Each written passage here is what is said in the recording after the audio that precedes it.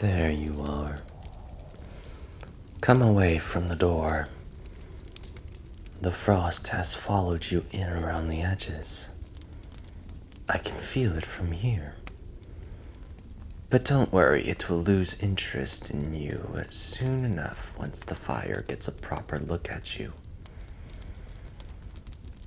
Here, let me take that cloak off. It's soaked through the shoulders. You came through the high pass, I imagine. I thought so. You can always tell. The frost up there has a particular way of settling into fabric, like it's trying to follow you inside. It won't get far, though. Not in this cottage. Sit, please. The chair nearest to the fire. Yes, that one. The cushion on the left is better than it looks, I promise you. I keep meaning to replace the cover, and somehow 30 years have passed without that ever happening. But that aside, you made it. I've had the fire going since mid-afternoon. Something told me the roads would be slow today. The frost started moving down from the peaks 2 days ago, and when it moves that fast, it tends to catch travelers. You look like it caught you a little. That's all right. Everything catches us a little eventually. That's rather the point of a journey, I think. Not the arriving untouched, but the arriving at all. I'm going to light the candle now, if you don't mind. The firelight is lovely, but I need something steadier for the work. Beeswax. It burns cleaner, and the light is warmer. Better for the parchment. There. Now then, you've come a long way, and I have parchment and ink and all the time winter night can offer. This is midnight blue ink. I mix it myself, actually. It takes a while to get right. The consistency has to be exact, or it bleeds at the edges, or the letters lose their shape. And the edges are rather the whole point when you're recording something that needs to last. I use it specifically for celestial records, star sightings, lunar observations, the movements of things that are larger than us and older than us, and will be here long after us both have become part of the record ourselves. There's something right about recording the sky in blue.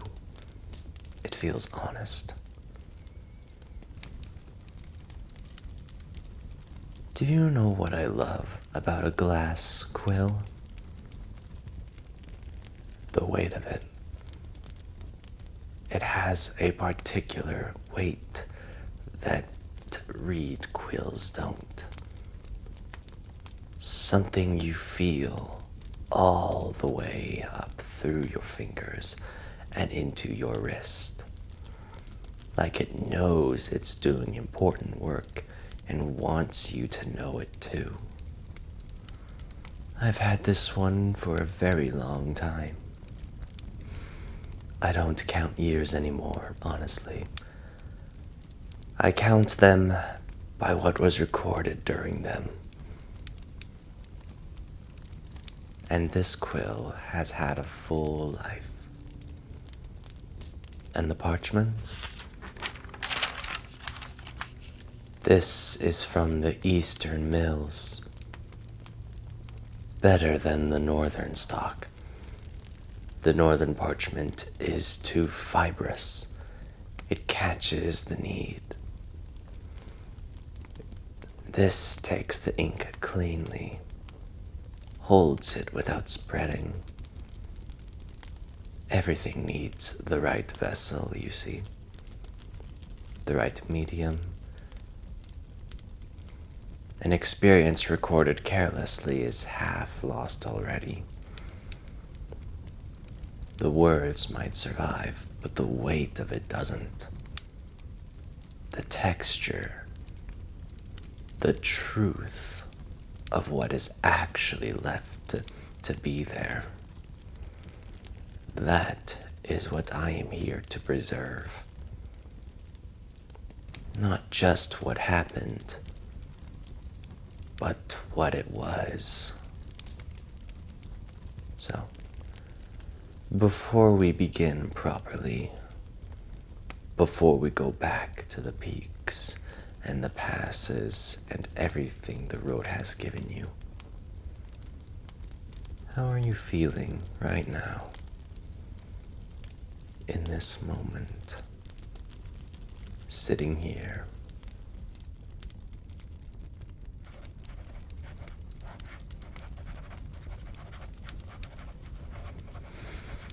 Good. That goes in first. Always. Before the geography, before the weather, before the distance is covered, the state of the person who lived it. That's the first line. Tell me about the northern ranges. Start wherever feels natural. Not the beginning, necessarily.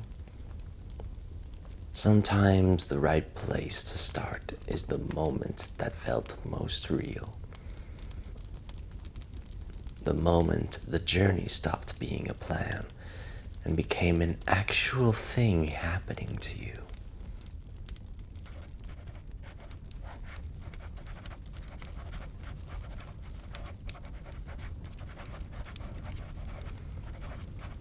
I've recorded accounts of the northern ranges before, many accounts over many years. And the thing that strikes me every time, without exception, is that to no two people see the same peaks, same mountains, same forest, same jagged stone against the same winter sky, and yet what each person carries down from them is entirely their own. That is what I find extraordinary about my work. The geography is fixed. The stars are fixed. But the encounter with them, the way a particular summit looks to a particular person on a particular morning when the light is doing something specific and the cold is in their lungs and they are alone at the top of something very large.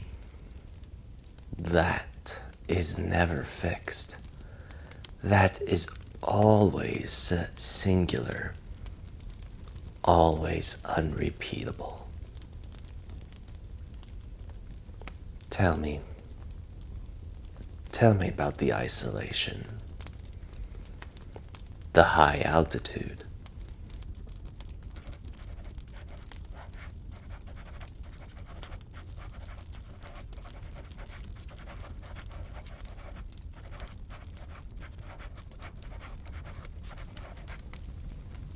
The high altitude has a particular quality of silence that lower places don't have. I've had travelers describe it as lonely, frightening. Some describe it as the most peaceful they have ever felt. Most describe it as both at once, which I think is the most honest answer. What was it for you?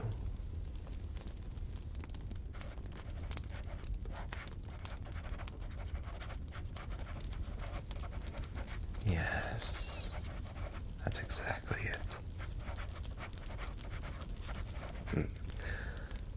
Say that again. Just that last part. Slowly, if you can. I want to get the exact words. The silence up there wasn't empty. It was full of something. Something that didn't have a name yet. That's the line.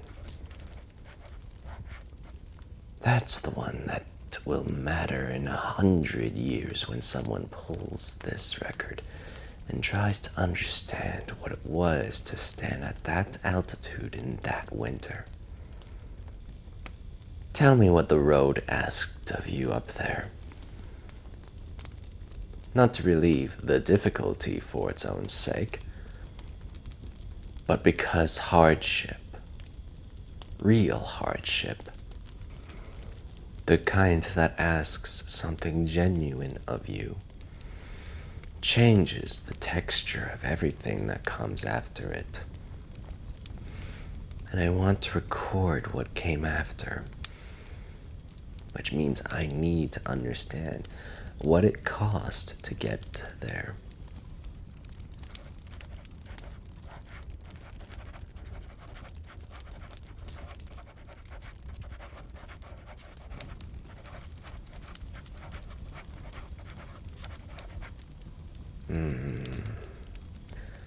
That is going in. All of that.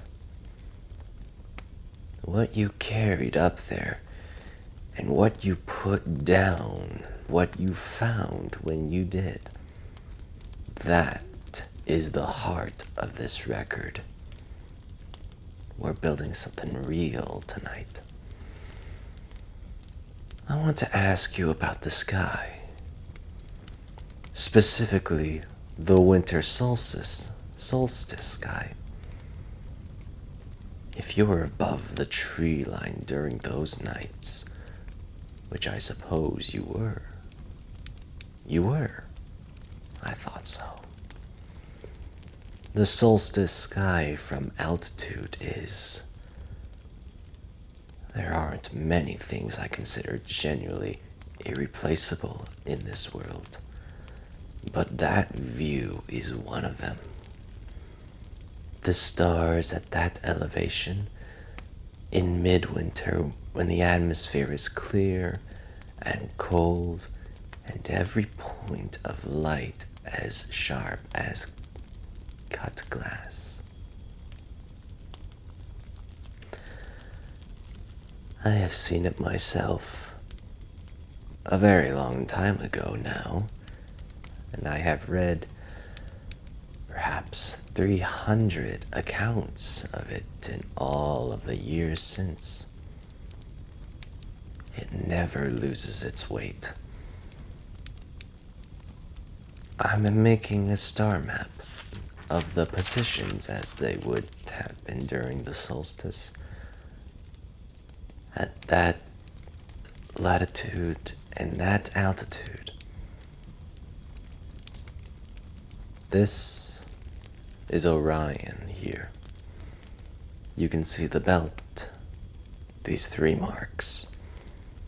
And here, to the northeast,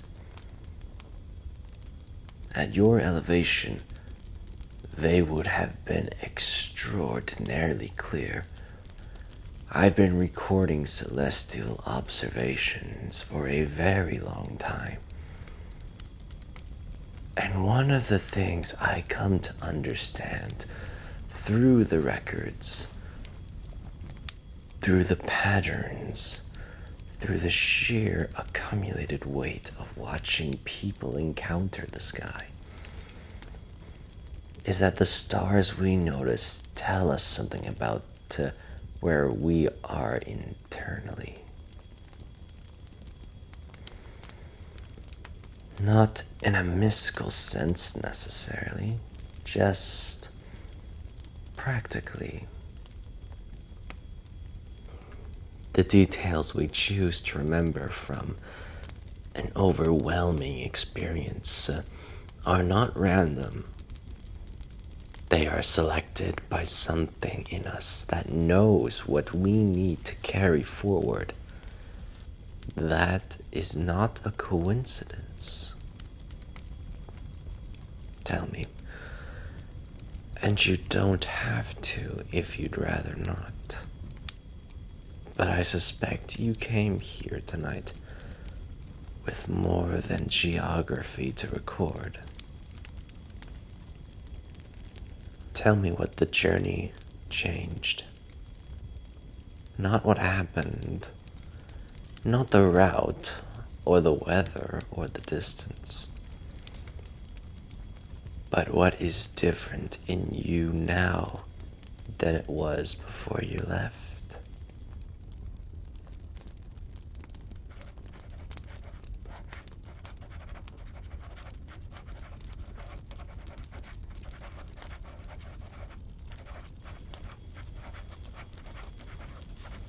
May I try to put that into words? What you just described, I want to offer you language for it, and you can tell me if it's right, or if I've missed it.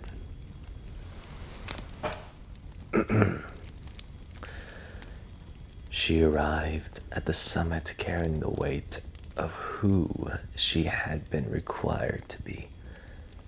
And somewhere in the silence above the tree line, in the cold that asked nothing of her, and the stars that simply were, she found that she was allowed to set it down.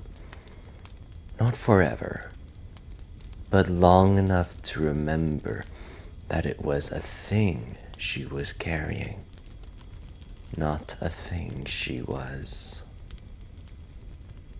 Is that close? Good. That is the center of this record. Everything else, the peaks, the frost, the distance, that is the frame. That line is what lives inside the frame. This is why I do this work. Fine sand, river sand actually,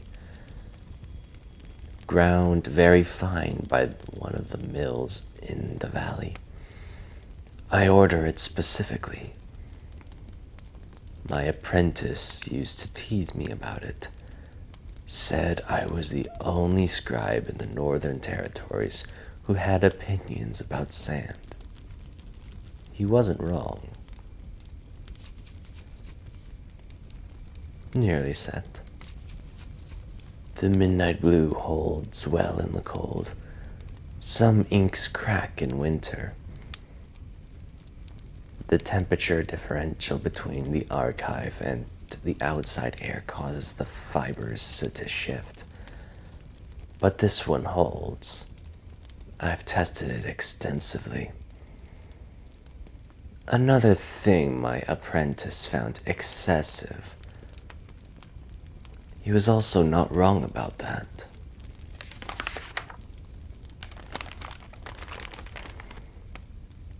This will go in the Eastern Archive, third shelf from the top, winter section, current decade.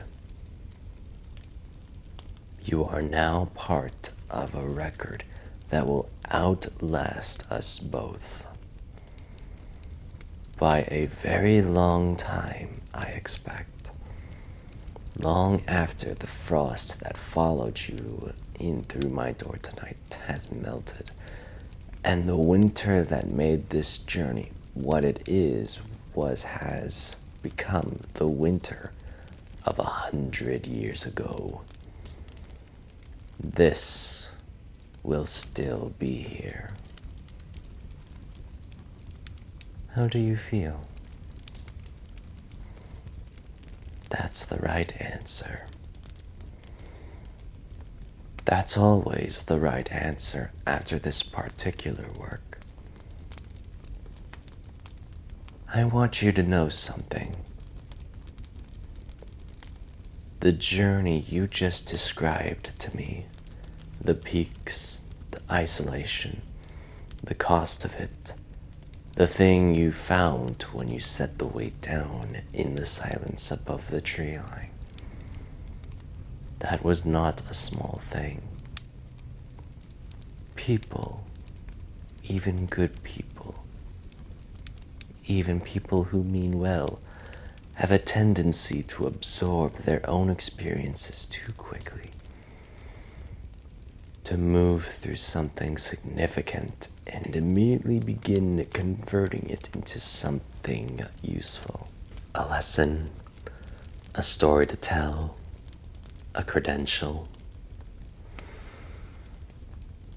before they've actually felt it, before they've let it land. Tonight helped with that, I think. The telling of it, the having it received, the knowing it's been kept. You are allowed to feel the full size of what you did. It is late. The storm has quieted. You can hear it, I think. That particular quality of silence that comes after the wind stops. The world holding very still. Good traveling weather tomorrow, I'd expect. Clear and cold, and the roads will be settled. But tonight you stay. The archive room has a second fire, and I keep it prepared for guests. The bed is small, but the blankets are excellent. I will not compromise on blankets. It's a firm position I've held for decades. The fire in there is already going. It has been since this afternoon. I always prepare for the ones who are coming, even before I know they're coming. Sleep well tonight. Your story is safe. It is written, it is sealed, it is held.